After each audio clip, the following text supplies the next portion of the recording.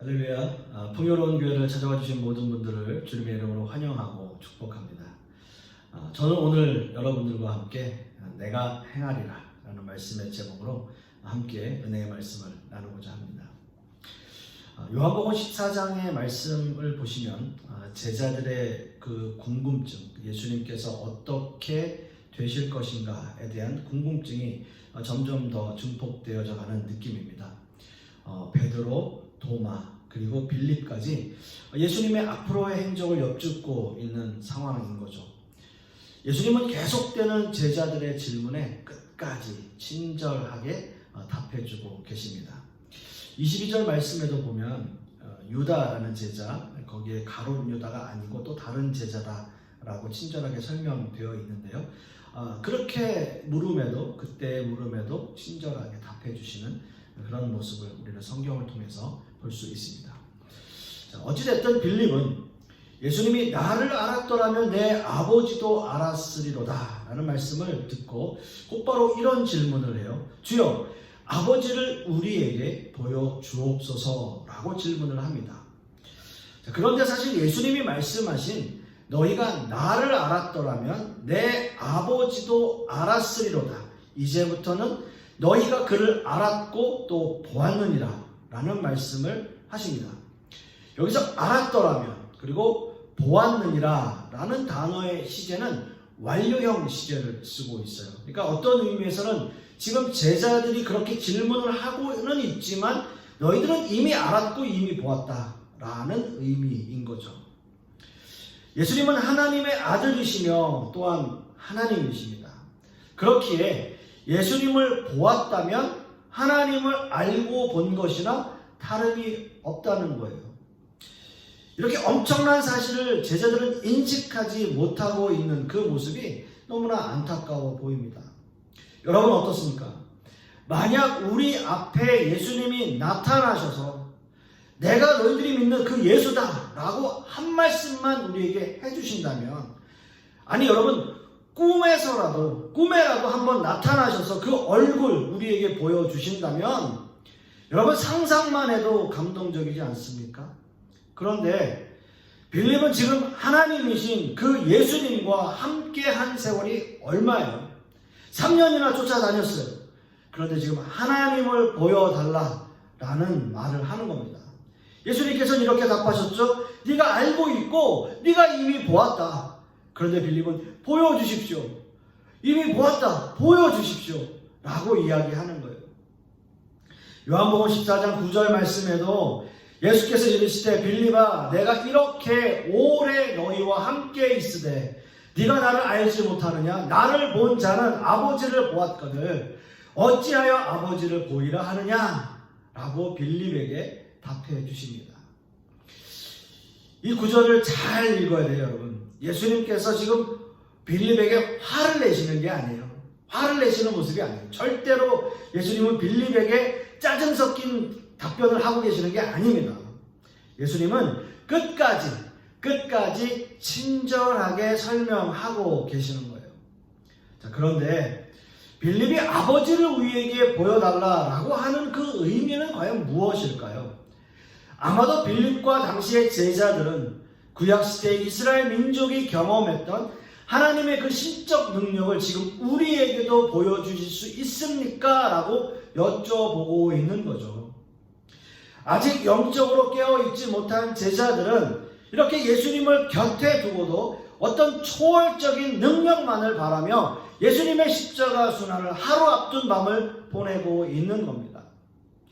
마치 이 모습이 교회를 다니고 예수님을 믿고 산다고 하지만 실제로는 믿음이 없이 방황하는 모습의 신자들을 보는 것 같은 그런 모습이에요. 여러분 생각해 보십시오. 지금 이 시대에 많은 사람들이 교회를 등지고 있고요. 많은 사람들이 예전에는 그렇게 열심히 교회 나왔는데, 그렇게 열심히 봉사했는데, 그런데 지금 같은 상황에서는 집에서 영상 예배 드린다 하면서 결국 교회에 잘 나오지 않는 그런, 흔히 요즘 시쳇말로 가난한 성도들이 너무나 많다라는 거죠. 저도 오늘 말씀을 통해서 내가 행하리라 라고 하는 이 말씀의 의미가 과연 무엇인지 두 가지의 주제로 함께 은혜의 말씀을 나누길 원합니다. 첫째는 우리 안에 계신 주님을 우리는 믿는 거예요. 요한복음 14장 10절에서 12절 말씀을 우리가 다시 한번 봅니다. 내가 아버지 안에 거하고 아버지는 내 안에 계신 것을 네가 믿지 아니하느냐? 내가 너희에게 이르는 말은 스스로 하는 것이 아니라 아버지께서 내 안에 계셔서 그의 일을 하시는 것이라.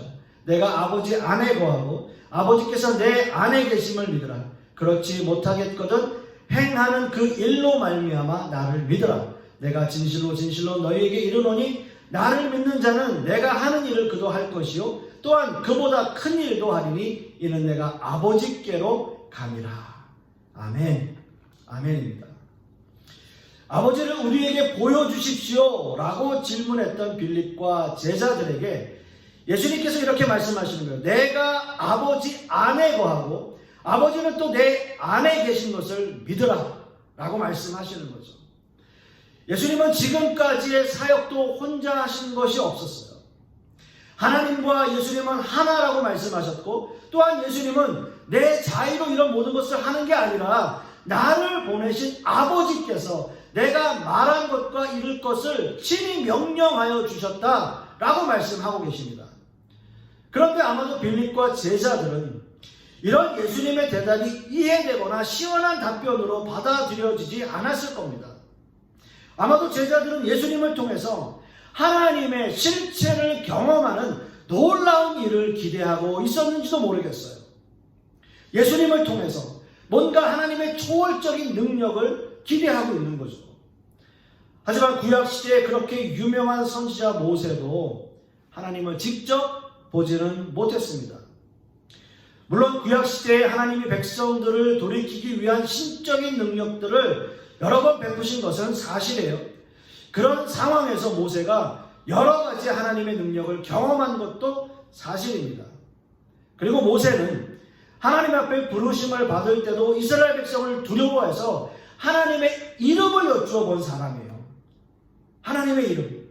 당신 누구십니까? 라고 이야기했을 때 하나님께서는 나는 스스로 있는 자니라 라고 말씀하셨습니다. I am that I am. 나는 스스로 있는 자다. 또한 이스라엘 민족의 금송아지 사건 이후에 모세는 하나님의 영광을 보여주십시오 라고 간절히 기도했어요. 아마도 엄청난 백성들의 죄 때문에 무언가 확실한 하나님의 증거를 받고 싶었던 것 같아요. 하나님, 우리를 버리지 않으신다는 그 증거를 저에게 보여주십시오 라는 간절한 마음으로 기도했어요. 그런데 하나님 이렇게 말씀하십니다. 내 얼굴을 보지 못하리니 나를 보고 살 자가 없음이니라 라고 말씀을 해요.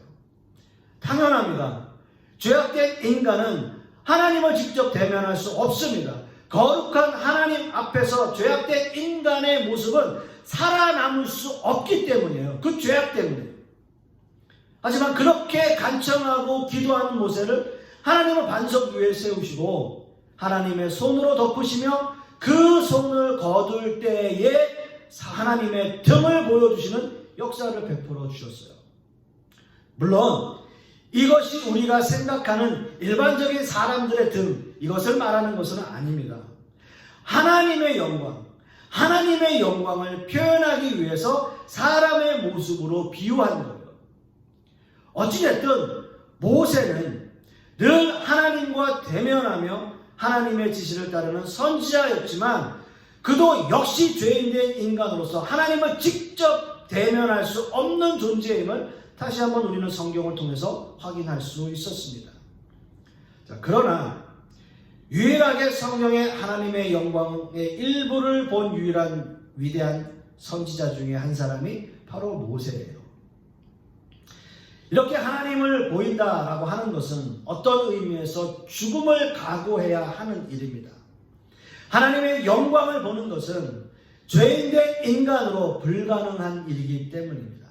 자, 그러나 하나님을 볼 수 있는 두 가지의 방법이 있습니다. 여러분 잘 들어보십시오. 첫 번째는 우리 인간이 신이 되면 돼요. 인간이 신이 되면 하나님을 볼 수 있을 겁니다.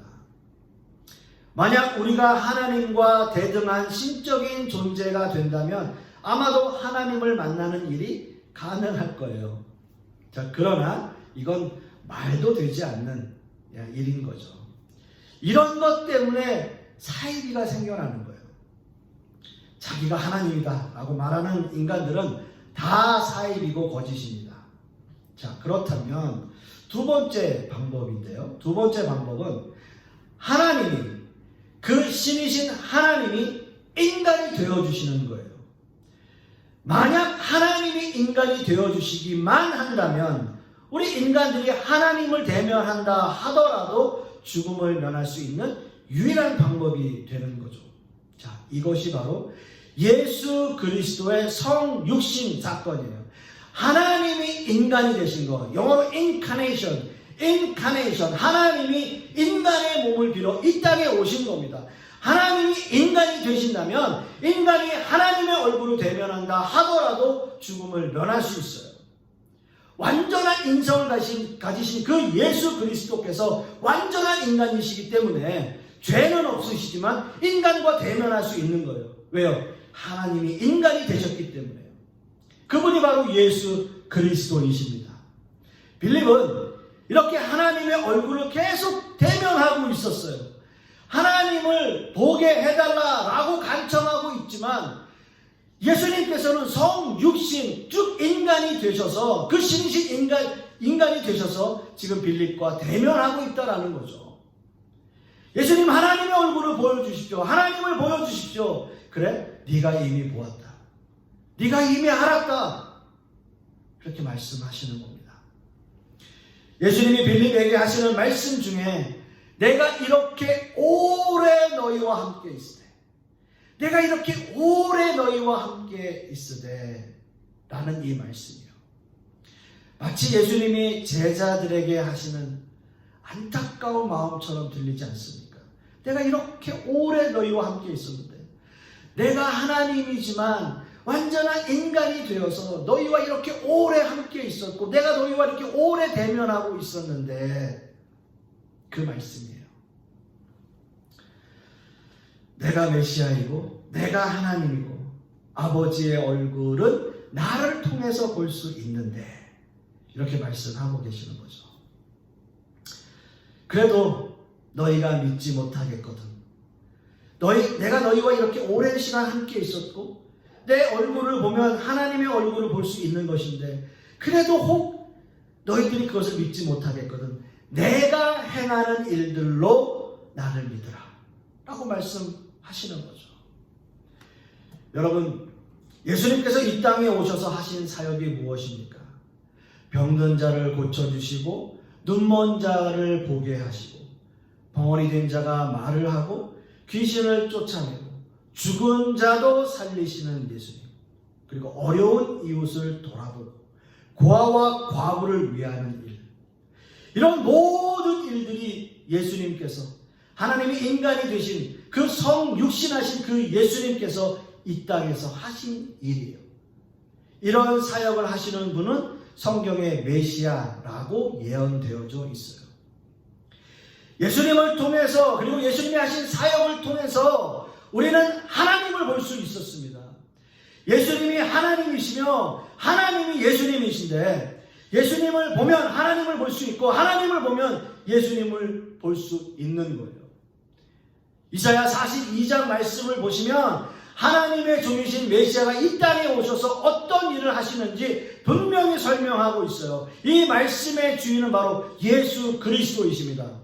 여러분 들어보십시오. 상한 갈대를 꺾지 아니하며 꺼져가는 등불을 끄지 아니하고 진실로 정의를 시행할 것이며, 내가 눈먼 자의 눈을 밝히며 갇힌 자를 옥에서 이끌며 라고 말씀하고 있어요.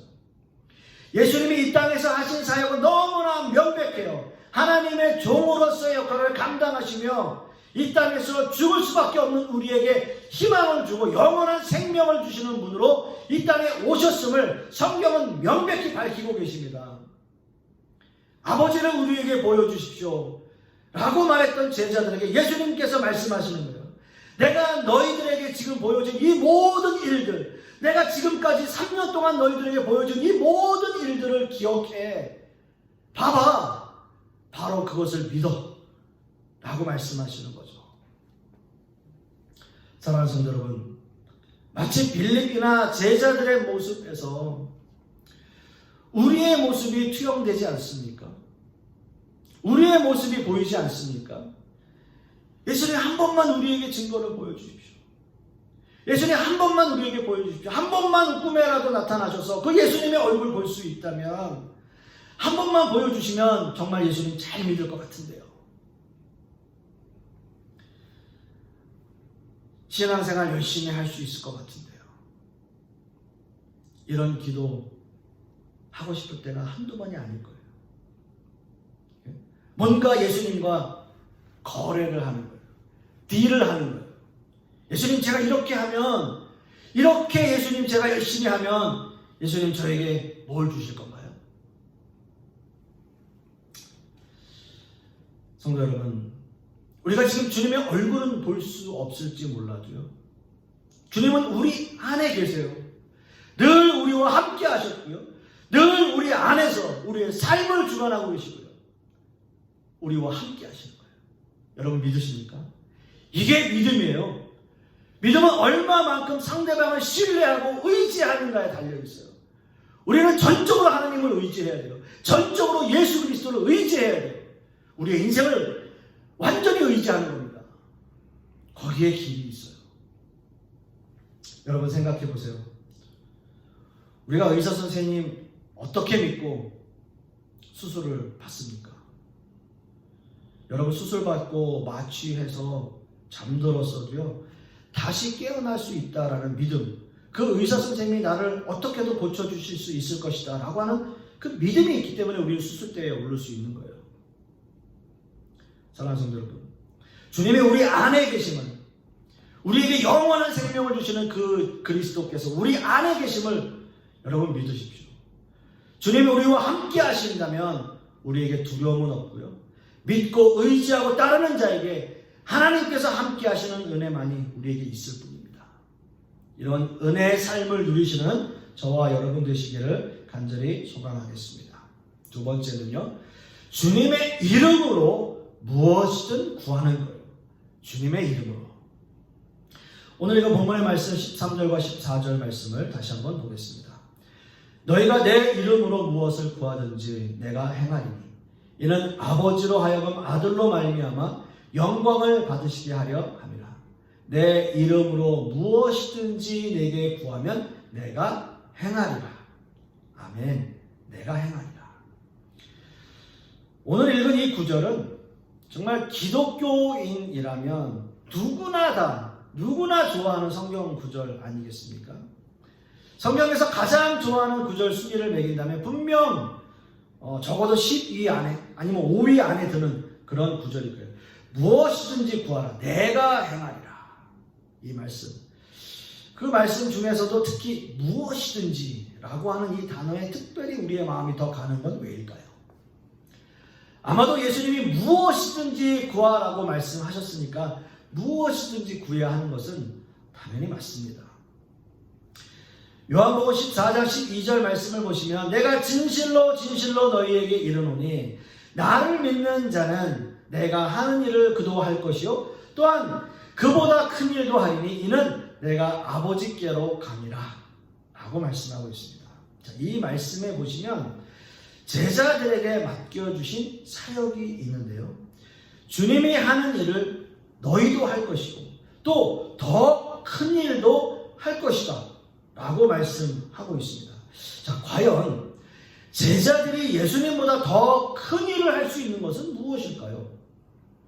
만약 이 말씀이 지금 이 시대에 우리에게 적용된다면 예수님이 우리에게 요구하시는 더 큰 일, 그것은 무엇을 의미하고 있는 것일까요? 주님이 말씀하시는 무엇이든 구하는 일은 바로 12절 말씀에서 주님이 하신 일이고요, 또한 제자들이 더 큰 일을 하는 아무튼 대단한 일을 이야기하고 있는 겁니다. 자, 과연 주님이 말씀하신 더 큰 일, 그것은 무엇일까요?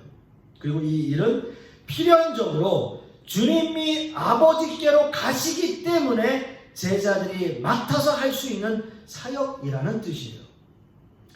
무엇이든지 구하라, 그러면 내가 행하리라. 이 말씀만 들으면 참 너무 좋은데요. 지금 말씀의 앞뒤를 살펴보니까 이 말씀이 그렇게 쉽게 우리에게 적용되는 구절은 아닌 것 같아요. 제자들이 무엇이든지 구해야 하는 일이 예수님이 떠나시는 것과 깊이 연관이 되어 있고요. 예수님이 이 땅에서 하신 사역과 예수님이 이 땅을 떠나신 이후에 하는 그 사역과 함께 연결되어져서 그 사역이 제자들에게 어떤 대단한 사역으로 예고되고 있는 거예요. 어떻게 보면 계시의 말씀이에요. 자, 그 사역 참 대단하지 않습니까? 여러분들이 짐작하고 계시겠지만 이 사역은 바로 하나님의 복음을 전하는 사역이에요. 주님은 아버지께로 가시지만 성령께서 함께 하셔서 이 복음 사역을 필히 돕고 있는 겁니다. 그런 의미에서의 더 큰 일을 말씀하고 있는 겁니다. 여러분에게 개인적으로 하나님께서 맡기신 큰 일은 과연 무엇입니까? 우리는 하나님을 믿고 하나님의 자녀가 된 이상 하나님의 나라를 이루어가는 한 사람의 일꾼으로 부르심을 받은 사람들입니다. 어느 누구도 예수님을 영접하고 자기 마음대로 사는 사람은 없어요. 진정한 크리스천이라면 우리는 분명 하나님이 원하시는 신앙인으로 살아가도록 노력하며 사는 거예요. 물론 처음부터 이런 삶을 사는 것은 쉽지 않습니다. 그러나 우리의 신앙의 연수가 더해가고 우리의 신앙이 점점 깊어질수록 우리는 세상적인 축복보다는 하나님의 복음 그리고 하나님의 나라의 확장을 위해서 더 열심히 사역해야 한다는 어떤 소명의식을 자꾸 가지고 마음에 거룩한 부담을 느끼며 살아가게 되어 있어요. 그게 하나님의 사람이에요. 로마서 14장 8절 말씀에 바울사도는 이렇게 고백합니다. 우리가 살아도 주를 위해서 살고 죽어도 주를 위하여 죽나니 그러므로 사나 죽으나 우리가 주의 것이로다. 이렇게 고백합니다. 이 고백이 모든 신앙인들의 신앙 고백이 되는 겁니다. 그렇다면 우리가 이 세상 살아가면서 주님 앞에 구해야 하는 문제도 너무나 명백해요. 주를 위하여 살고 주를 위하여 죽는 것, 그 일을 위하여 예수님의 이름으로 무엇이든지 구하는 거예요. 주를 위해서 살기 위해서 또한 주를 위해서 죽기 때문에 죽을 수 있기 때문에 우리는 이 모든 것들을 예수님의 이름으로 무엇이든지 구하는 거죠. 예수님만이 우리의 기도를 들으시고요. 예수님만이 우리 기도의 중보자가 되시는 겁니다. 그리고 그 기도에 대한 시행자 역시 예수 그리스도이십니다. 물론 처음에는 인간적인 축복들만 구할 수 있어요. 누구나 다 그렇게 시작합니다. 그러나 괜찮아요. 기도는 그렇게 시작되는 거예요. 그렇게 시작된 기도가 점차 나를 위한 기도가 아니라 남을 위한 기도, 그리고 전 교회를 위한 기도, 그리고 나라를 위한 기도, 그리고 세계를 위한 기도로 그 기도의 영역들이 점점 넓혀져 가고요. 그리고 궁극적으로는 하나님의 나라를 위한 기도를 우리는 하게 되는 거죠. 사랑하는 성도 여러분, 주님 앞에 무엇이든지 구하세요. 어떤 것도 괜찮아요. 개인적인 축복이든 남을 위한 축복이든 상관없어요. 중요한 것은 주님 앞에 구하기 위한 마음가짐이에요. 진실한 마음으로 구하십시오. 정직한 마음으로 구하십시오. 그리고 반드시 주님의 이름의 권세를 믿고 구하십시오. 그리고요, 성령 하나님을 의지하고 성령 충만함으로 구하십시오. 그러한 믿음으로 구하신다면 주님이 여러분에게 필요한 모든 것을 채우실 것이고요. 그리고 우리가 궁극적으로 소망해야 할 하나님의 나라를 위한 기도 역시 구하게 될 거예요. 그래서 하나님의 나라가 든든히 세워져 가는 모습들을 우리는 목도할 수 있게 될 것입니다. 여러분들에게 이러한 축복이 있기를 소망합니다. 여러분들에게 이러한 하나님의 은혜가 있는 한 주가 되시기를 간절히 소망하겠습니다. 기도하겠습니다. 아버지 하나님, 우리가 기도하는 모든 것들을 주님께서 행하시겠다라고 말씀하셨습니다. 물론 처음에는 내가 필요한 것, 내가 요구하는 것, 또 나의 필요를 채우기 위한 기도를 주님 앞에 드릴 수 있습니다. 그러나 그것이 점점 남을 위한 기도가 되고, 또한 나라를 위한 기도가 되고, 또 온 세상을 위한 기도가 되며, 그것이 궁극적으로 하나님의 나라의 확장을 위한 기도가 되기를, 또 그렇게 될 수 있기를 간절히 소망합니다. 그렇게 하기 위하여 우리의 믿음을 굳건히 하게 하여 주시옵시고, 또 성령 충만함을 우리에게 허락하여 주시옵시고, 늘 주님의 말씀 가운데, 믿음 가운데 살아가는 우리 모든 성도님들 되게 하여 주시옵소서. 이번 한 주간도 하나님의 은혜 가운데 살기를 소망하며 예수 그리스도 이름 받들어 기도드렸사옵나이다.